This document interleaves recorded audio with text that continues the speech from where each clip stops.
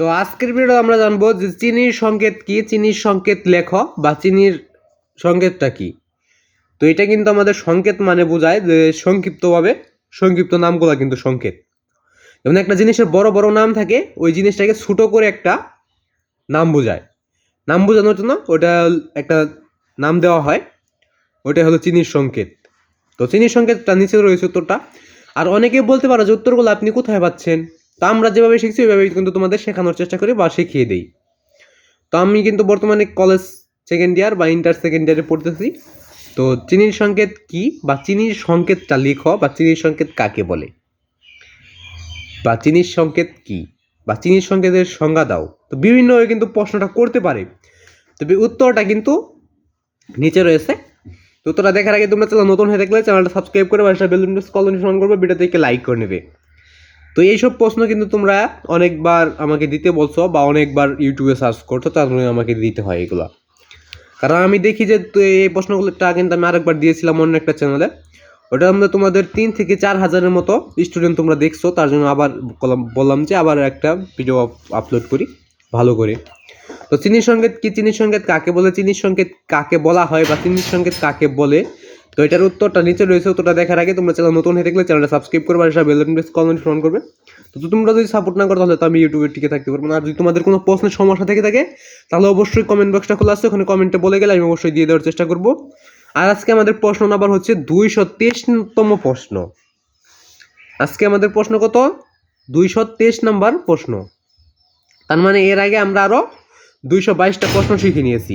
তো ওইগুলো শিখে নেওয়ার চেষ্টা করবে, কারণ আমি তোমাদের 4 থেকে 500টা সংক্ষিপ্ত প্রশ্ন দেবো। এর মধ্যেই তোমাদের সৃজনশীল কমন আসবে।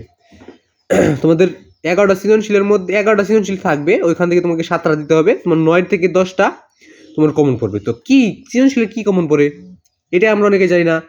সৃজনশীলের কমন পড়ে ক এবং খ নাম্বার। আর ছোট গ বড় গ এই দুটো এমন প্রশ্ন করব যে এটা উদ্দীপক ছাড়া তোমাকে সম্ভবই না। যেটাকে বলা হবে যে উদ্দীপকের মাধ্যমে তোমার মতামত দাও বা উদ্দীপকের মাধ্যমে বিশ্লেষণ করো। ওইটা কিন্তু শিখার কিছু নাই, ওইটা ওই সম্পর্কে তোমার জ্ঞান থাকা লাগবে। তো ওইটা তোমার কমন পড়বে না, ছোট বড় কখনোই কমন পড়বে না, কারণ ওইটা তোমাকে নিজেকে তৈরি করতে হবে। সৃজনশীল মানে হচ্ছে, এটা অনেকেই জানো না, সৃজনশীল অর্থ হচ্ছে নতুন কিছু সৃষ্টি করা, নতুন কিছু তৈরি করা। সৃজনশীল অর্থই নতুন কিছু তৈরি করা, নতুন কিছু তৈরি করা বা নতুন কিছু সৃষ্টি করা। তো আশা করি বুঝতে পারছো।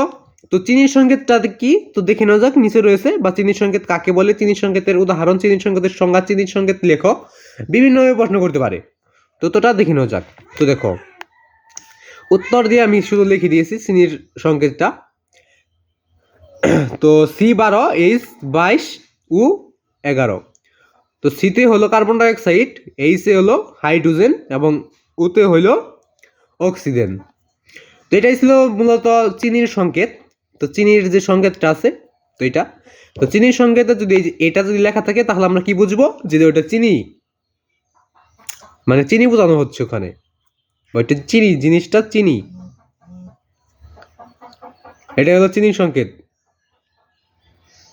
তো আজকের প্রশ্নটা এখানেই শেষ করে দিচ্ছি। তো আজকে এখানেই বিদায় নিচ্ছি। তো খোদা হাফেজ।